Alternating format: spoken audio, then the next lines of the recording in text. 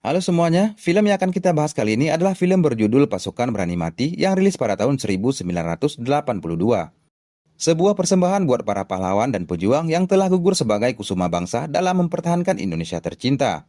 Film ini mengisahkan tentang perjuangan tentara nasional beserta rakyat Indonesia bahu-membahu mengusir penjajah saat agresi militer kedua Belanda. Sebelum saya lanjut ke alur ceritanya, saya ingatkan teman-teman untuk subscribe agar tidak ketinggalan alur film lainnya dari channel ini. Dan inilah alur cerita selengkapnya. Berlatar di tahun 1948, setelah gagal dengan agresi pertama, Belanda kembali melakukan agresi keduanya. Pada agresi kedua ini, pesawat tempur Belanda menghancurkan kota dan juga rumah-rumah warga. Di hari itu, Kapten Bondan yang baru saja melangsungkan pernikahannya memberikan perintah kepada Letnan Haryono untuk memberikan perlawanan. Tidak cuma tentara, para santri dan juga warga ikut membantu mempertahankan kemerdekaan dengan senjata bambu runcing. Setelah berpamitan dengan istrinya, Kapten Bondan langsung bergabung dengan yang lainnya. Setelah mengatur strategi, Kapten Bondan memerintahkan untuk menyerang pasukan Belanda yang mulai memasuki tempat mereka. Tentara dan juga warga mulai melakukan perlawanan. Pertempuran pun tak bisa dihindari.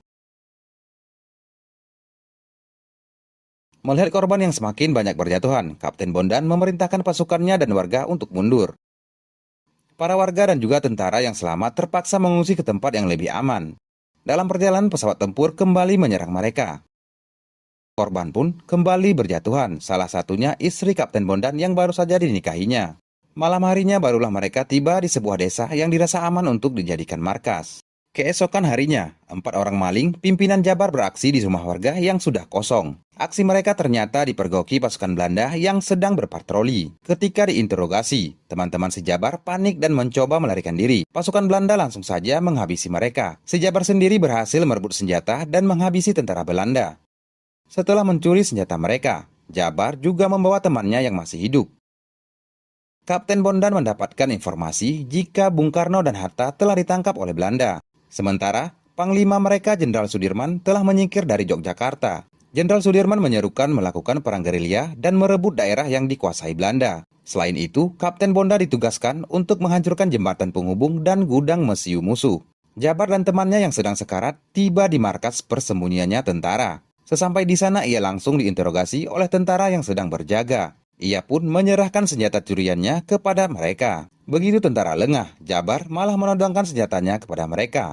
Ia melakukan hal tersebut karena ingin bertemu dengan pimpinan mereka. Tidak berapa lama Kapten Bondan pun datang. Jabar menyampaikan ia ingin bergabung dengan pasukan pimpinannya Kapten Bondan. Meski awalnya ragu, Kapten Bondan akhirnya menerima Jabar. Malam harinya Kapten Bondan memerintahkan Letnan Haryono, Sersandiran William dan Kopral Gani untuk mencari informasi tentang markas Nika. Nika merupakan tentara Belanda yang ingin kembali menjajah Indonesia. Sampai di sana ternyata sudah ada bocil-bocil dengan ketapelnya menghabisi tentara Belanda yang sedang mabuk-mabukan. William juga berhasil menghabisi 1 orang tentara Belanda. Di misi selanjutnya, William dan Sersandiran memasang bom di bawah jembatan untuk diledakkan ketika pasukan Belanda lewat. Sementara, yang lain bersiap-siap menyerang di posisi masing-masing. Namun si komandan Belanda sepertinya sudah punya firasat. Sebelum melewati jembatan itu, ia meminta anak buahnya untuk mengecek di bawah. Kedua tentara Belanda yang turun ke bawah berhasil dilumpuhkan oleh William dan seorang warga yang ikut berjuang dengan panahnya yang biasa dipanggil Pak D. Ketika ditanya tentang kondisi jembatan, William menjawab dalam bahasa Belanda, kalau jembatannya aman untuk dilalui. Namun, strategi mereka tidak berjalan sesuai rencana. Tentara Belanda tiba-tiba melihat tentara Indonesia yang bersembunyi, dan baku tembak pun tak bisa dihindari.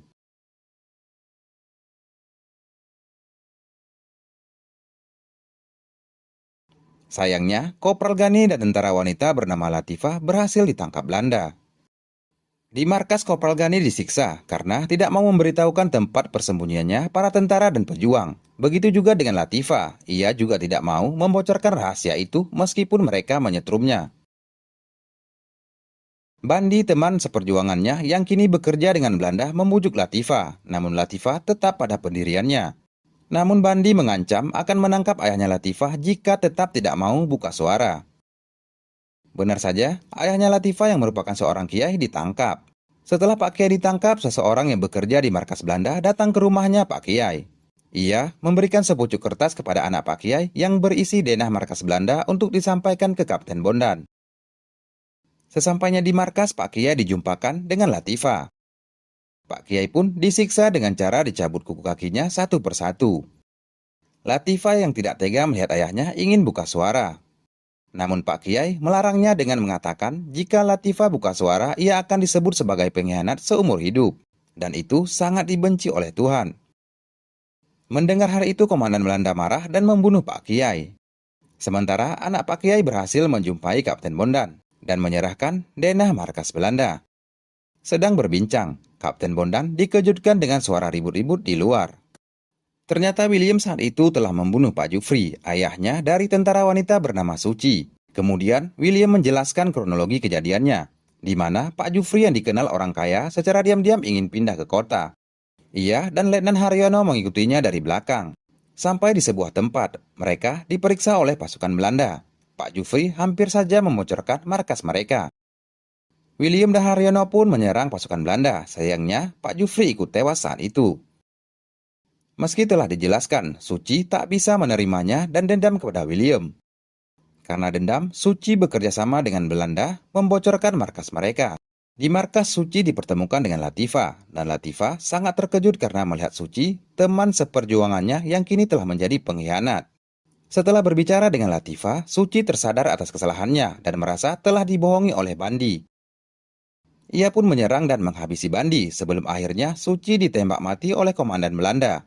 Kemudian, Belanda menyusun strategi untuk menyerang Gedung Jati, markas persembunyiannya Tentara Nasional dan Pejuang.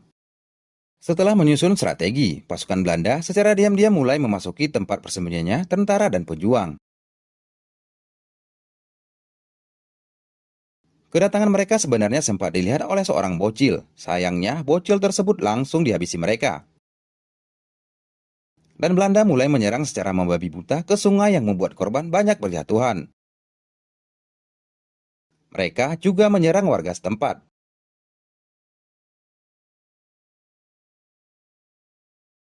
Kapten Bondan sendiri gugur dalam peristiwa itu. Sementara William dan Sersan Diran berhasil selamat setelah melarikan diri ke dalam hutan. Setelah beristirahat sejenak, mereka pun kembali ke desa itu. Sampai di sana, mereka menemukan Kapten Bondan sudah tidak bernyawa. Kepergian Kapten Bondan membuat mereka sangat kehilangan. Letnan Haryono dan 6 orang yang tersisa membentuk pasukan berani mati untuk membalas dendam menyerang markas Belanda. Malam harinya mereka memulai aksinya dengan memotong kawat berduri markas Belanda. Setelah berhasil masuk secara diam-diam, mereka mulai melumpuhkan tentara Belanda yang sedang berjaga-jaga. Di dalam markas, komandan Belanda dan pasukan lainnya sedang melakukan pesta kemenangan. Tidak berapa lama, mereka juga berhasil meledakkan gedung di mana para pasukan sedang berpesta. Sementara William dan Jabar berhasil membebaskan Kopral Gani dan Latifah. Pertempuran pun tak bisa dihindari antara pejuang dan Belanda.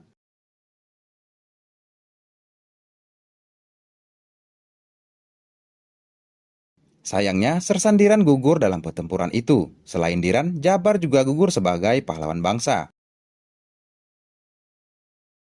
William sendiri mengorbankan dirinya dengan menabrakkan mobil yang dikendarai ke tangki penyimpanan bahan bakar. Sementara 4 pejuang yang tersisa terkepung oleh Belanda. Pak D rela mengorbankan dirinya dengan cara meledakkan gudang mesiu Belanda agar 3 tentara bisa keluar dari markas Belanda dengan selamat. Film pun selesai.